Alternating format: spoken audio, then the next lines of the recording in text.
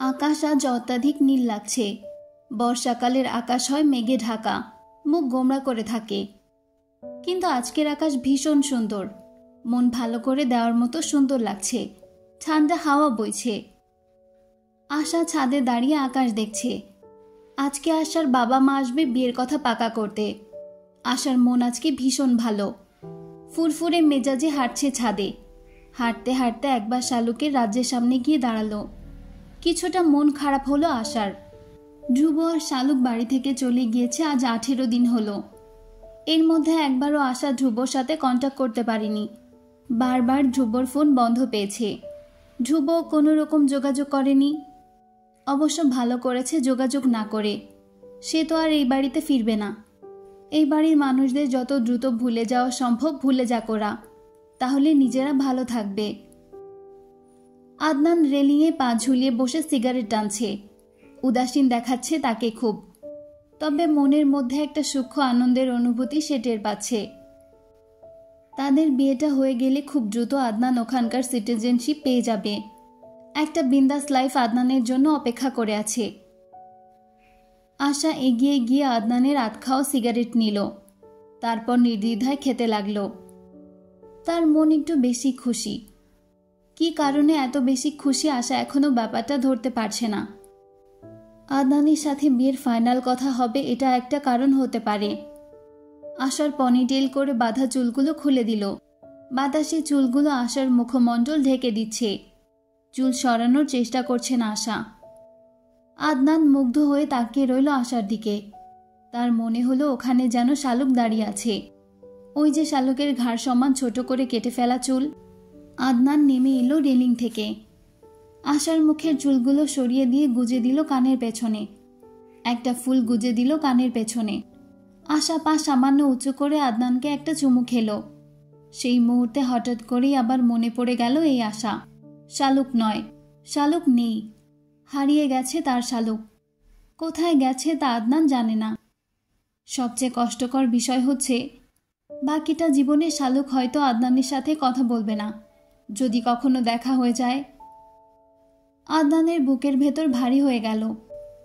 নিজের জীবনটা গুছিয়ে নেওয়ার জন্য যেমন আশাকে দরকার ছিল, অপশন হিসেবে তেমনি আজীবন সংসার করতে শালুককে দরকার ছিল।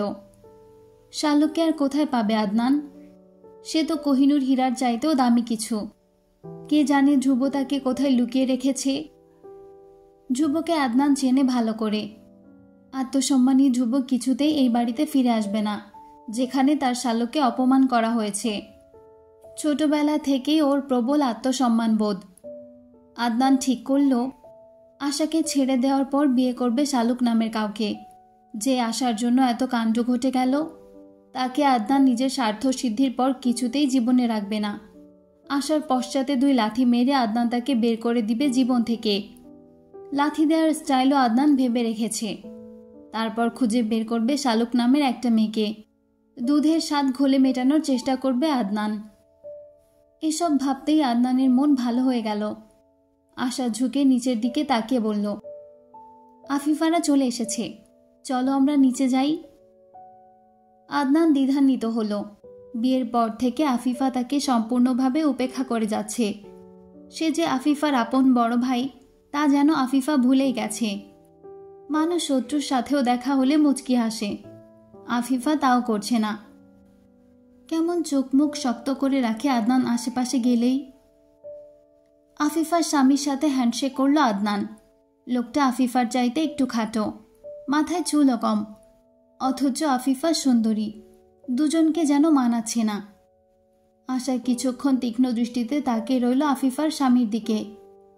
আশাকে এভাবে তাকাতে দেখে লোকটা আশার দিকে তাকিয়ে রইল নির্নিমেষ। আশার হঠাৎ করে মনে হলো এই লোকটা আফিফাকে ভীষণ ভালো রাখবে। এদের বাহ্যিক দিক থেকে অমিল মনে হলেও মনের দিক থেকে যথেষ্ট মিল হবে।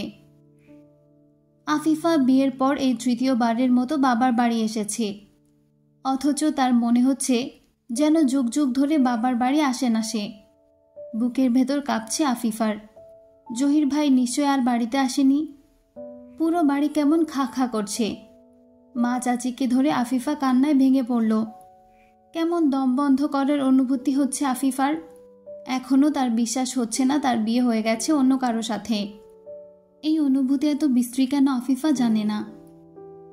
গভীর রাতে যখন স্বামী স্ত্রী একান্ত সময় কাটাতে যায়, সেই মুহূর্তে আফিফার মনে হয় একটা বিষাক্ত তীর তার হৃৎপিণ্ড এফোড় ওফোড় করে দিচ্ছে।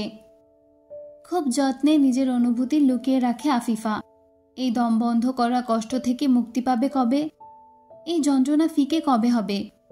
যদি পারত তবে মন থেকে জহির ভাইয়ের নামটাই মুছে দিত সে। সবার সাথে কথা শেষ করে আফিফা চুপি চুপি জহিরের রুমে গেল। একটা খাট, একটা টেবিল আর একটা আলমারি ছাড়া এই ঘরে আসবাবপত্র বলতে আর কিছুই নেই। দেয়ালে জহির, আদনান আর ধ্রুবর একটা ছবি আছে শুধু।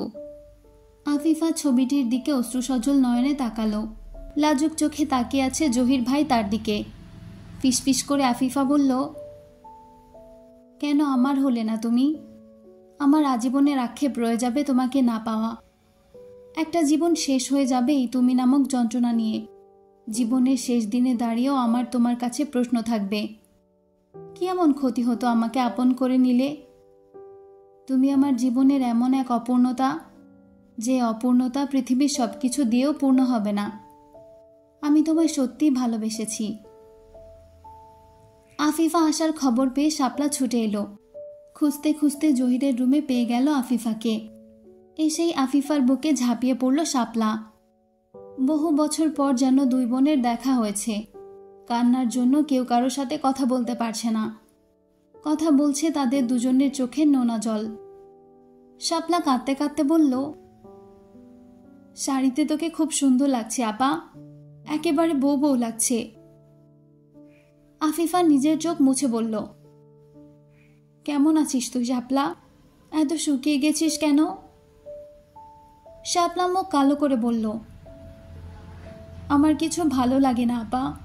এই বাড়িতে থাকতে আমার মোটেও ইচ্ছে করে না। তুই নেই, শালুক নেই, ধ্রুব ভাই নেই, নয়না আপা নেই, জহির ভাইও নেই। মনে হয় যেন কোনো পোড়া বাড়িতে বাস করছি।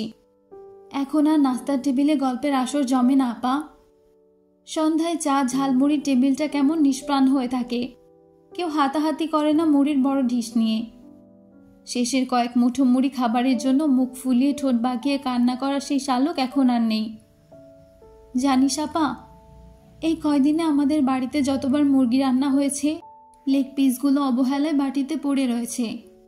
কেউ সাহস করে প্লেটে তুলে দেয়নি। কে খাবে বল? কারো কি সাধ্য ছিল নাকি এগুলোর দিকে চোখ তুলে তাকাবার? অথচ এখন পড়ে থাকে, তাও কেউ খেতে পারে না। পরশু শুটকি রান্না করতে গিয়ে মেজু চাচি কান্না করে দিয়েছে। বলতো কি এক অবস্থা! এই শুটকি রান্না নিয়ে সে কি ঝগড়া করতো শালুক, খাবার খেতোই না নিচে এসে সেদিন। মেজু চাচি কাঁদতে কাঁদতে আবার শুটকি তুলে রেখেছে। বড় চাচি বলে দিয়েছে, এই বাড়িতে শুটকি রান্না একেবারে নিষিদ্ধ। একটা মানুষ চলে গেল, অথচ তার স্মৃতি এমনভাবে রেখে গেল যে কেউই ভুলতে পারছে না। আমার ব্যাগে প্রায় 500 টাকা জমেছে আপা। আমি প্রতিদিন সকালে ঘুম থেকে উঠে চেক করে দেখি কত টাকা আছে। যখন দেখি সব টাকা ঠিকঠাক আছে, আমার বুক ভেঙে যায় যন্ত্রণায়, কণ্ঠ অবরুদ্ধ হয়ে যায় কান্নায়। কেন ব্যাগে টাকা থাকে আপা বলতো? শালু কেন আমার ব্যাগ থেকে টাকা নেয় না? আমি প্রতি রাতে ঘুমাতে গেলে বলি, তুই আমার সব টাকা নিয়ে নে শালুক, আমি টু শব্দ করব না। তবুও শালুক আসে না আপা। কতদিন শালুক আমার সাথে ঘুমায় না। আমার ভীষণ একা লাগে। রাতে ঘুম থেকে জেগে উঠি, মনে হয় শালুক যেন ডেকে বলছে, আপা ওঠ না, টয়লেটে যেতে ভয় করছে। খাটের নিচে মনে হয় কেউ আছে। আমি তাকিয়ে দেখি আমার বিছানা ফাঁকা। আমার ছোট বোনটা আমার পাশে নেই আপা। কোথায় গেলে শালুককে পাবো আপা? কেন এত অন্তর পড়ে যায় শালুকের জন্য? আফিফা কি জবাব দিবে জানে না। তার নিজেরই বুক কাঁপছে শালুকের জন্য। শালুক একটা টুনটুনি পাখির মতো ছিল, যে সারাদিন লাফিয়ে ঝাঁপিয়ে বেড়াতো। সবচেয়ে চঞ্চল আর দুষ্টু ছিল। কোথায় আছে সেই শালুক এখন? এখনো কি আগের মতো ওড়াউড়ি করছে শালুক? ধ্রুব কি শালুককে সামলাতে পারছে? শালুককে ভালোবাসে না এমন কেউ নেই এই বাড়িতে। শাপলা একটু থেমে বলল, জানিস আপা, কাল ভিক্ষা চাইবার জন্য এক মহিলা এলো। আমি গিয়ে চাল দিয়ে আসতেই জিজ্ঞেস করলো শালুক মা নাই বাড়িতে। আমি তো অবাক হয়ে গেলাম ওনার মুখে শালুকের নাম শুনে। উনি হেসে বলল, শালুক নাকি সবার আড়ালে ওনাকে বড় মগে করে 1 মগ চাল দিত। ওনার একটা ছোট নাতি আছে, নাতিকে রেখে ওনার মেয়ে মারা গেছে। সেই নাতির জন্য নাকি শালুক খেলনা কিনে দিত, বাড়ি থেকে ফলমূল যা পেত সব লুকিয়ে দিয়ে দিত ওনাকে। শুনে আমার এত কান্না এলো। আমার বোনটা এত ভালো ছিল কেন আপা? এতই যখন ভালো ছিল, ওর সাথে এরকম বাজে কেন হলো আপা? আমি জীবনেও আদনান ভাইকে ক্ষমা করতে পারবো না আমার ছোট্ট পরীর মতো বোনটির জীবন নষ্ট করার জন্য। আফিফা বলল, করিস না ক্ষমা। আল্লাহর কাছে হাত তুলে নাম ধরে বদদোয়া দিবি ওকে, যেমন আমি দিই প্রতি ওয়াক্ত নামাজ পড়ে। ও আমার ভাই না, ও একটা জানোয়ার, বনের পশু, ওর চাইতেও ভালো আছে। আশার মা বাবা মামা খালারা এলো দুপুরের সময়। খাওয়ার পর সবাই মিলে বসলো বিয়ের ব্যাপারে কথা বলতে। আদনানের উপর রাগ থাকলেও আদনানের 2 চাচা চাচিও উপস্থিত থাকলো এই আলোচনায়। বাড়ির সবাই উপস্থিত থাকলো। আশার বাবা ভাঙা ভাঙা বাংলায় বললেন, খুব তাড়াতাড়ি বিয়ের কাজ সেরে ফেলতে চান তিনি। তাকে থামিয়ে দিয়ে আশার মা কথা বলতে লাগলো। আশা তখন সিতারা বেগমের রুমে গিয়ে একটা পান বানিয়ে নিয়ে এলো। সেই পান মুখে পুরে চিবোতে চিবোতে বসার ঘরের দিকে আসতেই শুনল বিয়ের কথা হচ্ছে। আদনান একটা লাল পাঞ্জাবি পরে বরের মতো লাজুক ভঙ্গিতে বসে আছে। আশার ভীষণ হাসি পেল। আগেও কয়েকবার সিতারা বেগমের থেকে পান নিয়ে খেয়েছে আশা, কিন্তু এটার টেস্ট আসলে কেমন তা বুঝতে পারছে না, তাই আজ আবারও খাচ্ছে। পানের রস পড়ে আশার হলুদ টি শার্ট লাল হয়ে গেল। আশা এগিয়ে এসে তার বাবার পাশে বসল। তারপর বাবাকে ফিসফিস করে কিছু বলল। তারপর উঠে দাঁড়িয়ে বলল, সরি আন্টি, আমি আদনানকে বিয়ে করতে পারবো না। আদনানের মাথায় যেন আকাশ ভেঙে পড়ল মুহূর্তেই। আশা কি বলছে এসব? আশা আগের মতোই স্বাভাবিক আদনানের কাছে গিয়ে বলল, আমাকে আর একটু পান দিতে পারবে? আজকে দাদির কৌটো থেকে চুন খেয়েছি পানের সাথে, এখন মুখের ভেতর কোথাও লেগে আছে মনে হচ্ছে। আদনান কথা বলার মতো শক্তিও পাচ্ছে না। এই মেয়ে তাকে বিয়ের জন্য রিজেক্ট করে দিয়ে কি অবলীল ভাষায় কথা বলে যাচ্ছে তার সাথে। আদনানের বাবা জিজ্ঞেস করলেন, সমস্যা কোথায় আশা মা? আশা একটু ভেবে বলল, আমি আদনানকে আমেরিকা থেকে অবজার্ভ করছি আঙ্কেল। ওর চোখে আমি কখনো আমার জন্য ভালোবাসা বা সম্মান দেখিনি। দেখেছি লোভ। নিজের ভাইয়ের সাথে ও নিজে কি একটা বাজে কাজ করেছে। ও ভীষণ সেলফিশ মানুষ। নিজের চাও পূরণ হলে আমাকে ছেড়ে দিতে 1 মুহূর্ত দেরি করবে না। আমি জানি আমাদের কালচারে এসব ছাড়াছাড়ি কোনো ব্যাপার না, কিন্তু সমস্যা হচ্ছে যে আমি জানি এই মানুষটা একটা সময় আমাকে ছেড়ে যাবে। সে যা করছে সব অভিনয়। আগে থেকে যখন এটা বুঝতে পেরে যায় কেউ যে তার বিপরীতে থাকা মানুষটা তার সাথে অভিনয় করে যাচ্ছে, তখন তার পক্ষে আসলেও সম্ভব হয় না সেই মানুষটার সাথে থাকা। তার আন্তরিকতাও তখন মেকি মনে হয়। আমাদের কালচার আর যেমন হোক, ভান করতে জানে না। কারো ভান মেনে নিতেও পারি না আমরা জেনে শুনে। আর এখানে আমি জানি যখন ওর পুরোটা ভান, তখন লাইফ পার্টনার করা অসম্ভব। কেউ কিছু বলতে পারল না আশার কথার জবাবে। কি বলবে? আশা তো মিথ্যে কিছু বলেনি। হঠাৎ করে আশা ধরতে পারল তার মন সকাল থেকে এতটা ভালো কেন। এই যে আদনানকে এভাবে রিজেক্ট করে দিবে, তা তার অবচেতন মন আগেই জানত। তাই তো এত আনন্দিত লাগছিল আশার। আশা বসে আছে নিশ্চিত ভঙ্গিতে। আদনানের পেটের মধ্যে ঘূর্ণিঝড় শুরু হয়ে গেছে। পেটে মোচড় দিয়ে উঠল আশার কথা শুনে। আদনান কল্পনাও করেনি তীরে এসে আশা এভাবে তরি ডুবিয়ে দিবে। সকালে আশাকে যেভাবে পশ্চাৎ দেশে লাথি দিবে ভেবেছিল, এখন দেখতে পাচ্ছে সেই লাথি যেন তার নিজের পশ্চাৎ দেশেই দিয়েছে আশা। দাবার ছক এভাবে বদলে যাবে আদনানের কল্পনাতেও আসেনি। এখনও আদনানের অবিশ্বাসও লাগছে।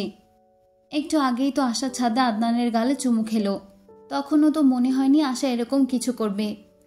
তবে হঠাৎ করে এরকম করলো কেন? আদনান উঠে গিয়ে আশার হাত চেপে ধরে বলল, এভাবে আমার লাইফ নিয়ে তুমি খেলা করতে পারো না আশা। এই মুহূর্তে এসে তুমি কিছুতেই এরকম সিদ্ধান্ত নিতে পারো না। আশা মুচকি হেসে আদনানের হাত থেকে নিজের হাত ছাড়িয়ে নিয়ে বলল, লিসেন আদনান, আমাদের মধ্যে এমন কোনো কমিটমেন্ট ছিল না যে আমরা বিয়ে করবই। আমি তুমি দুজনেই অ্যাডাল্ট, দুজনের সম্মতিতেই আমরা ঘনিষ্ঠ সময় কাটিয়েছি। তার মানে এই নয় যে আমার তোমাকে বিয়ে করতেই হবে। আর যদি এরকম হয় যে আমরা বিয়ে করব বলেছি বলে বিয়ে করাই লাগবে, তাহলে তো তোমার উচিত ছিল তোমার কাজিন সিস্টার নয়নাকে বিয়ে করা। আমি যতদূর বুঝেছি তোমাদের মধ্যে লাভ রিলেশন ছিল, আঙ্কেল আন্টির মৌন সম্মতিও ছিল, তবে শেষ পর্যন্ত তুমি তাকে বিয়ে করনি। সেখানে আমি কেন তোমাকে বিয়ে করব? তুমি বয়ফ্রেন্ড হিসাবেই তো পারফেক্ট না, হাজবেন্ড হলে তো অনেক রেসপন্সিবিলিটি, সেখানে তুমি 0 আউট অফ 10। আজাদ সাহেব উঠে আসার পাশে দাঁড়িয়ে বললেন, এই সময় তুমি এমন সিদ্ধান্ত নিলে আমাদের মান সম্মান আর থাকবে না মা। আশা ভ্রুকুটি করে নিজের বাবার দিকে তাকালো। আশার বাবা ভাঙা ভাঙা বাংলা ইংরেজি মিশিয়ে যা বললেন তার মানে হলো, আমার মেয়ের যেহেতু এই বিয়েতে মত নেই, সেখানে জোর করে দেওয়ার কোনো মানে হয় না, এই বিয়ে হবে না। বিদায় নেওয়ার সময় আশা সবার কাছ থেকে বিদায় নিল। আদনানের কাছ থেকেও হেসে বিদায় নিয়ে চলে গেল বাবা মায়ের সাথে। হতভম্ব হয়ে আদনান দাঁড়িয়ে আশার গমন পথের দিকে তাকিয়ে রইল, যেমন করে সেদিন তাকিয়ে দেখেছে শালুকের চলে যাওয়া। আদিবা বেগম ছেলের সামনে গিয়ে বললেন, পাপ কখনো বাপকেও ছাড়ে না। আজ আমার অন্তরে জ্বালা কিছুটা হলেও জুড়িয়েছে। এখন বুঝতে পেরেছিস তো লজ্জা জিনিসটা কি? অবশ্য তুই বুঝবি না, তোকে আমি মানুষ বানাতে পারিনি। লজ্জা আমার হওয়া উচিত, তোর মতো ছেলের মা হয়েছি বলে। আদনান ধীর পায়ে নিজের রুমে চলে গেল। একুল ওকুল 2 কুল হারিয়ে আদনানের নিজেকে রিক্ত শূন্য মনে হচ্ছে। আশা যদি বিয়ে করবে না বলে ভেবে রেখেছিল, তাহলে আগে কেন জানালো না তাকে? তাহলে তো আদনান শালুকে হাতছাড়া করতো না কিছুতেই। নিজেকে কেমন পাগল পাগল লাগছে আদনানের। বিচিত্র এই জীবনের কতটুকুই বা মানুষ জানে। বুকের ভেতর একটা হাহাকার আজ আদনানকে ব্যথিত করছে। শালুকের স্কুলের প্রিটেস্ট এক্সাম শুরু হবে আগামীকাল থেকেই। ধ্রুবর নতুন চাকরি, নতুন টিউশনি। এই মুহূর্তে শালুককে নিয়ে ধ্রুব কিছুতেই গ্রামে যেতে পারছে না। রাতে বাসায় ফিরে ধ্রুব স্কুলে কল দিল, নিজেদের সব সমস্যার কথা স্কুলে খুলে বলল। তারপর জানালো শালুকের পক্ষে পরীক্ষায় হাজির হওয়া এই মুহূর্তে অসম্ভব। স্যারকে অনেক রিকোয়েস্ট করে ধ্রুব শালুকের এক্সাম দেওয়া বাদ দেওয়ালো। তবে স্যারকে অনুরোধ করলো যাতে করে প্রতিনিয়ত এক্সামের প্রশ্নটা ধ্রুবকে মেসেঞ্জারে পাঠিয়ে দেয়। ভয়ে আধমরা হয়ে রইল শালুক বাসায় ধ্রুবর সামনে বসে পরীক্ষা দিতে হবে শুনে। পিঠ বেয়ে ভয়ের একটা শীতল স্রোত বয়ে গেল তার। পরের কয়েকদিন গেল শালুকের অগ্নি পরীক্ষার মধ্য দিয়ে। প্রতিদিন রাতে ধ্রুব বাসায় এসে শালুকের এক্সাম নেয়। এই প্রথম শালুক অনুভব করল আশেপাশে সাহায্য করার মতো যখন কেউ না থাকে, তখন নিজের চরকায় নিজের তেল দেওয়া লাগে। এই যেমন এখন শালুকের কোনো উপায় নেই কারো থেকে হেল্প নেওয়ার। মূর্তিমান বিপদের ন্যায় ধ্রুব শালুকের সামনে বসে রইল। উপরন্তু পরীক্ষার জন্য নির্ধারিত সময়ের চাইতে 20 মিনিট সময় শালুককে কম দিল। শালুক প্রশ্ন করায় ধ্রুব জবাব দিল, মনে কর এটা তোর ফাইনাল এক্সাম। তখন খাতায় মার্জিন দিতে, রোল নাম্বার, রেজিস্ট্রেশন নাম্বার এসব পূরণ করতে, সিগনেচার শিটে নিজের সিগনেচার দিতে, স্যারেরা খাতায় সিগনেচার দিতে, এক্সট্রা পেজ আনতে, আসা যাওয়া করতে, খাতায় পিন মারতে, প্রশ্ন ভালো করে পড়তে। এসব কাজে তোর মিনিমাম 20 মিনিট সময় নষ্ট হবে। তাই তোকে মূল সময়ের চাইতে 20 মিনিট সময় কম ধরেই পরীক্ষার জন্য মাইন্ড সেট আপ করতে হবে। এই সময়ের মধ্যেই ফুল মার্কসের উত্তর দিতে হবে। শালুকের বুক ফেটে কান্না এলো।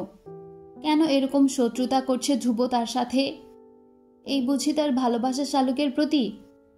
ভালোবাসা হলে তো আরো 20 মিনিট বেশি সময় দিত সে শালুককে। বুক ভরা ব্যথা নিয়ে শালুক এক্সাম দিল। পুরোটা সময় ধ্রুব শালুকের সামনে বসে রইল। যেদিন যেই সাবজেক্টের এক্সাম, সেদিন এক্সামের সময় সব বই খাতা রান্নাঘরে রেখে আসতো ধ্রুব। এরকম অথৈ জলে শালুক আগে কখনো পড়েনি। প্রথম দিন পরীক্ষা দিয়েই শালুক বুঝতে পারল শিক্ষক হিসেবে ধ্রুব ভীষণ কড়া। এরপর থেকে নিজ দায়িত্বে সারাদিন ধরে মনোযোগ দিয়ে পড়েছে শালুক। সেই সাথে ধ্রুবকে সামনে বকাবকি করে গেল এক্সাম দিতে বসে। এক্সাম শেষ হলে ধ্রুব শালুকের খাতা দেখল। শালুক নিজ প্রচেষ্টায় পরীক্ষায় 4.14 পেল। ধ্রুব যখন শালুককে তার রেজাল্টের কথা জানালো, শালুকের মনে হলো পৃথিবীর অষ্টম আশ্চর্যের কথা শুনেছে সে। 4.14 তার পয়েন্ট, এ তো অসম্ভব ব্যাপার। তাও সে একা এক্সাম দিয়ে এই পয়েন্ট পেয়েছে, যেখানে সে দেখাদেখি করে এক্সাম দিয়েও 3.50 এর উপরে উঠাতে পারে না। শালুকের বিশ্বাস হলো না। ধ্রুবর হাত ধরে ঝাঁকুনি দিয়ে জিজ্ঞেস করল, সত্যি বলছেন আপনি? আমি সত্যি এত ভালো রেজাল্ট করেছি? ধ্রুব হাসল। তারপর হঠাৎ করেই শালুককে বুকে জড়িয়ে ধরে বলল, আমার বোকাফুল না তুই? আমি তোকে নিজ হাতে গড়ে নিব শালুক। কেউ যেন তোকে কখনো কথা শোনানোর সাহস না পায়। তুই আরো ভালো রেজাল্ট করবি শালুক। তুই শুধু একটু চেষ্টা করে যা, আমি তো আছি তোর পাশে। তারপর লজ্জা পেয়ে শালুককে ছেড়ে দিয়ে বিড়বিড় করে বলল, রান্না বসাতে হবে, আমি রান্নাঘরে যাই। শালুকের কি যে ভালো লাগলো হঠাৎ করেই। এই যে হুট করে ধ্রুব তাকে জড়িয়ে ধরল, তাতেই শালুকের হৃদয় শান্ত হয়ে গেল। আবার অপ্রস্তুত হয়ে যে ধ্রুব পালিয়ে গেল শালুকের সামনে থেকে, তাও শালুকের ভীষণ ভালো লাগলো। এত ভালো লাগছে কেন শালুকের, ভেবে পেল না শালুক। রাতে খেতে বসে ধ্রুব শালুককে বলল, আগামীকাল থেকে আমার আসতে একটু লেট হবে শালুক, নতুন আরেকটা টিউশনি পেয়েছি। শালুকের মন খারাপ হয়ে গেল শুনে। সারাদিন সে চাতক পাখির মতো ধ্রুবর জন্য অপেক্ষা করে থাকে। এখন কিনা আরো দেরি করে আসবে ধ্রুব। আস্তে করে শালুক বলল, আমার জন্য আপনার অনেক কষ্ট করতে হয় তাই না ধ্রুব ভাই? আমি না থাকলে তো এত ঝামেলা হতো না আপনার। একা থাকতেন, হলে থাকতেন, এত চাপ থাকতো না আর। ধ্রুব হেসে বলল, দুদিন আগে আর পরে তোকে যখন ভালোবেসেছি, বিয়ে তো তোকেই করতাম। তোর দায়িত্ব তো আমি নিজেই নিতাম শালুক। হয়তো দুদিন পরে নিতাম, এখন আগে নিচ্ছি, তাতে অসুবিধা কি? এই যে তুই আমার সাথে আছিস, আমার পাশে থাকিস, বাসায় ফিরলে তোর উদ্বিগ্ন মুখ দেখি, এই পাও কি কম পাও তুই বল? এর চাইতে বেশি সুখ আমি কোথায় পেতাম? আমার সারা দিনের সব খাটুনি ভুলে যাই যখন বাসায় ফিরলে দেখি তুই আমার অপেক্ষায় বারান্দায় দাঁড়িয়ে আছিস। শালুক কিছু বলতে পারল না। তার কেমন অবিশ্বাস্য লাগছে। তাকেও কেউ এরকম পাগলের মতো ভালোবাসতে পারে, তা কি কখনো শালুক ভেবেছিল? নিজের সৌভাগ্য দেখে শালুক নিজেই অবাক হয়। ধ্রুবর ভীষণ ব্যস্ত সময় যাচ্ছে। এত ব্যস্ততার মধ্যেও শরৎকালের স্নিগ্ধতার মতো মন মেজাজ সবসময় তার ফুরফুরে থাকে। দিনের শুরু হয় প্রিয় মানুষের মুখ দেখে, আবার দিনের শেষও হয় প্রিয় মানুষের মুখ দেখে। ভোর রাতে উঠে আবার নিজের পড়াশোনাও করে কিছুক্ষণ। প্রচুর ধকল যায় ধ্রুবর উপর দিয়ে। শালুকের সাথে তার সম্পর্ক এখন অনেকটা প্রেমিক প্রেমিকার সম্পর্কের মতো। শালুক আজকাল ধ্রুবকে ভীষণ মিস করে। প্রতিদিন ধ্রুব বের হওয়ার সময় হাজার হাজার বার বলে যেতে হয় যে সে খুব শীঘ্রই ফিরে আসবে। সারাক্ষণ একে অন্যকে টেক্সট করে। শালুক নিজেকে দেখে নিজে অবাক হয় ধ্রুব তার সাথে এরকম ওতপ্রোতভাবে জড়িয়ে যাবে। সে ধ্রুবর জন্য এত বেশি উতলা হবে তা কি কখনো শালুকের ভাবনাতে ছিল? অথচ আজকাল এই মানুষটা বাসায় ফিরতে একদণ্ড দেরি হলে শালুকের কেমন হাঁসফাঁস লাগে। মনে হয় অক্সিজেনের যেন ভীষণ অভাব। সকালে বের হওয়ার সময় ধ্রুব প্রতিদিন টুপ করে একটা আলতো করে চুমু খেয়ে যায় শালুককে। তারপর আর পেছনে না তাকিয়ে হনহন করে বের হয়ে যায় সিঁড়ি দিয়ে। নিচে গিয়ে একবার তাকিয়ে হাত নাড়িয়ে বিদায় দেয়। সারা দিন শালুকের কেমন উৎকণ্ঠা নিয়ে কাটে। মাঝে মাঝে ভীষণ মন খারাপ হয় শালুকের। বাড়ির জন্য কান্না পায়। সবার কথা ভীষণ মনে পড়ে। আজকে শুক্রবার। আগামীকাল থেকে শালুকের স্কুলে টেস্ট এক্সাম শুরু হবে। ধ্রুব আজকে বাসায় আছে। সকালে দুজন মিলে নাস্তা বানিয়ে নিল। ধ্রুবর থেকে শালুক টুকটাক কাজ করা শিখেছে। শালুকের ভীষণ খারাপ লাগে সব কাজ ধ্রুব একা করে বলে, তাই শালুকের জোড়াজড়িতে ধ্রুব টুকটাক হেল্প নেয় শালুকের। ধ্রুব রুটি বানিয়ে দিল। শালুক তাওয়ায় করে রুটি সেঁকে নিল। তারপর শালুক পেঁয়াজ মরিচ কেটে দিল। ধ্রুব ডিম ভেজে নিল। চা ধ্রুব নিজে বানায়। শালুক একদিন চা বানাতে গিয়ে প্রায় 1 কাপের মতো চা পাতা ব্যবহার করেছে। সবসময় যেখানে রান্নাঘরের চৌহদ্দির মধ্যে যায়নি একটা মেয়ে, তার জন্য রান্নাবান্নার কাজ ভীষণ কঠিন। এরপর ধ্রুব দেখিয়ে দিয়েছে শালুককে, কিন্তু লজ্জায় শালুক আর চেষ্টা করেনি। নাস্তা করতে গিয়ে শালুকের আজ আবারও বাড়ির কথা মনে পড়ে গেল। কতদিন হয়ে গেল বাবা মাকে দেখে না। শালুকের নীরব কান্না ধ্রুব খেয়াল করল, কিন্তু কিছু বলল না। খাওয়ার পর ধ্রুব বের হলো কিছু কেনাকাটা করার জন্য। নামাজ পড়ে বাইরের থেকে খাবার নিয়ে ফিরবে বাসায় দুপুরে। শালুককে পড়তে বলে গেল, আজকে বিকেলে ট্রেনে দুজন গ্রামে যাবে। শালুক বই নিয়ে বসল। মোটামুটি প্রস্তুতি ভালো শালুকের এবার। কারো হেল্প না পেলেও অন্তত 3.50 এর উপরে পাবে এবার এসএসসিতে শালুক। সেই ভরসা আছে নিজের ওপর। শালুক বাংলা নৈবেদিক পড়ছে। শালুকের ভীষণ ইচ্ছে করছে আগামীকাল গ্রামে গেলে বাড়িতে যেতে, কিন্তু ধ্রুবকে বলতে পারছে না। শালুক জানে ধ্রুব কিছুতেই বাড়িতে যাবে না, শালুককেও বাড়িতে যেতে দিবে না। এত কাছাকাছি গিয়েও আপন কাউকে দেখবে না মনে পড়লেই শালুকের নিঃশ্বাস বন্ধ হয়ে আসে যেন। পাশের ফ্ল্যাটে খুব চিৎকার চেঁচামেচি শুরু হয়ে গেছে ইতিমধ্যে। শালুক খেয়াল করেছে প্রায় দিনেই ওই ফ্ল্যাটে ভীষণ ঝগড়া হয়। এরপর মারের শব্দ শোনা যায় নারী কণ্ঠে চিৎকার, বাচ্চার কান্না, পুরুষের রাগী কণ্ঠস্বর। শুধু শুক্রবার হতো না এরকম, কিন্তু আজকে তাও হচ্ছে। বাচ্চার কান্না আজকে খুব জোরে শোনা যাচ্ছে।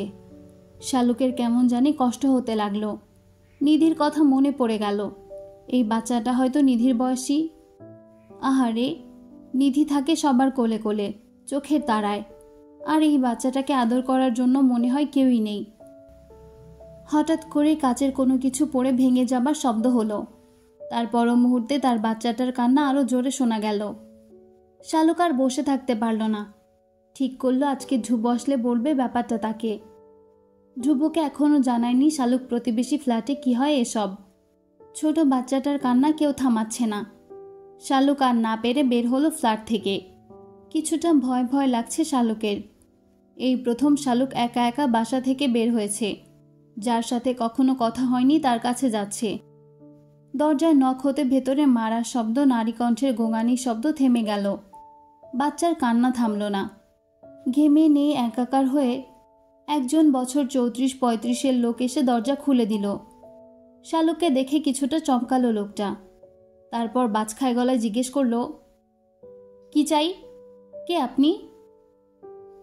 শালুক ঢোক গিলে বলল, আমি আপনাদের পাশের ফ্ল্যাটে থাকি।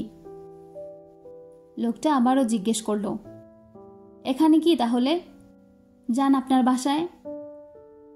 শালুক এবার অবাক হলো। লোকটা এভাবে কথা বলছে কেন তার সাথে? কাপা কাপা গলায় শালুক বলল, একটা বাচ্চার কান্না শুনলাম, এখনো তো কাঁদছে বাচ্চাটা, তাই এসেছি।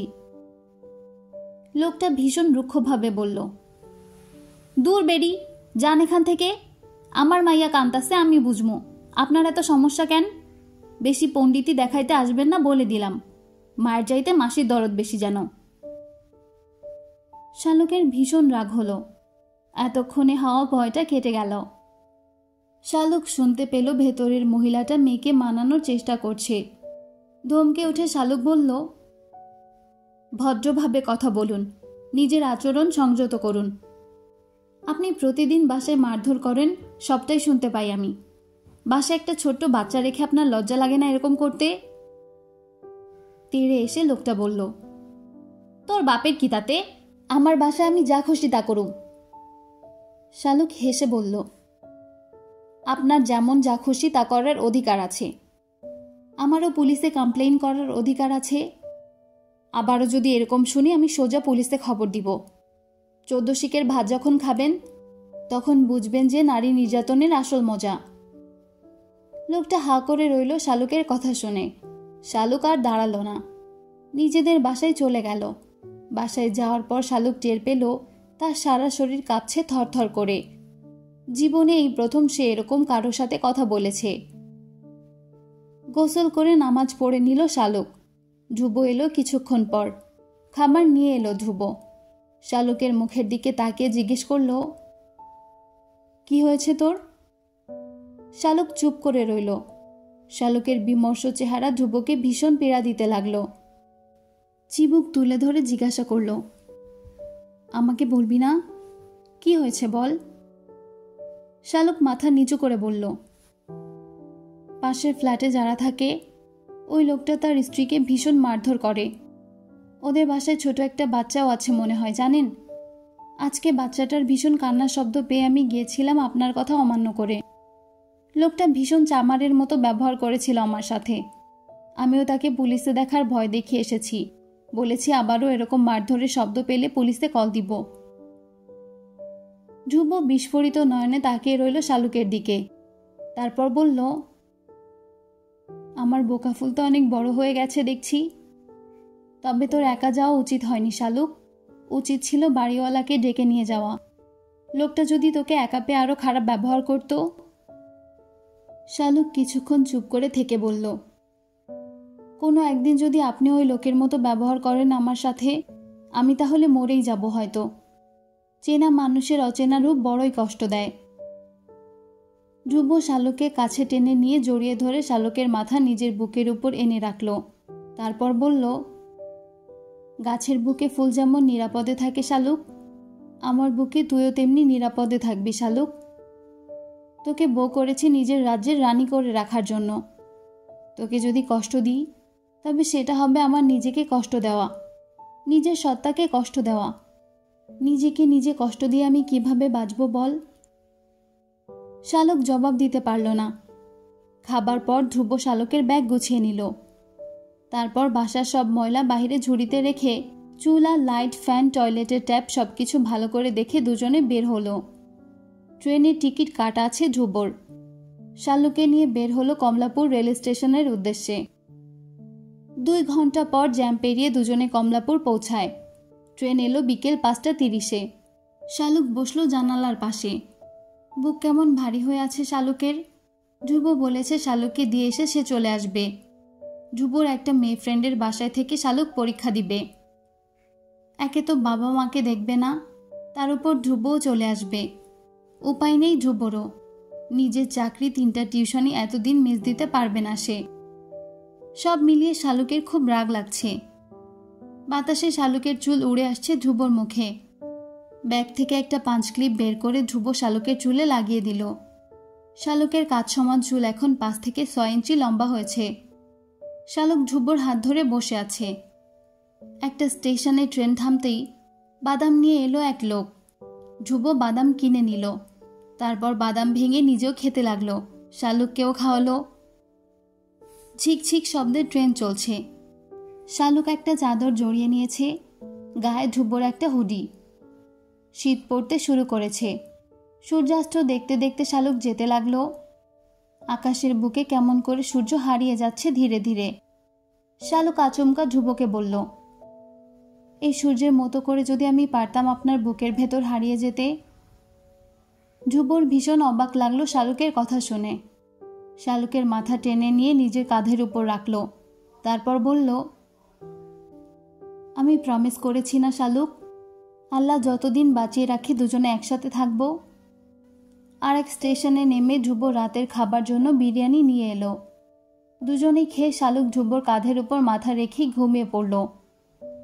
রাত 11:30টায় ধ্রুবরা ট্রেন থেকে নামলো। তারপর রিক্সা উঠে বসল। শালুকের 2 চোখে রাজ্যের ঘুম নেমেছে। রিক্সা কোথায় যাচ্ছে শালুকের হুঁশ নেই।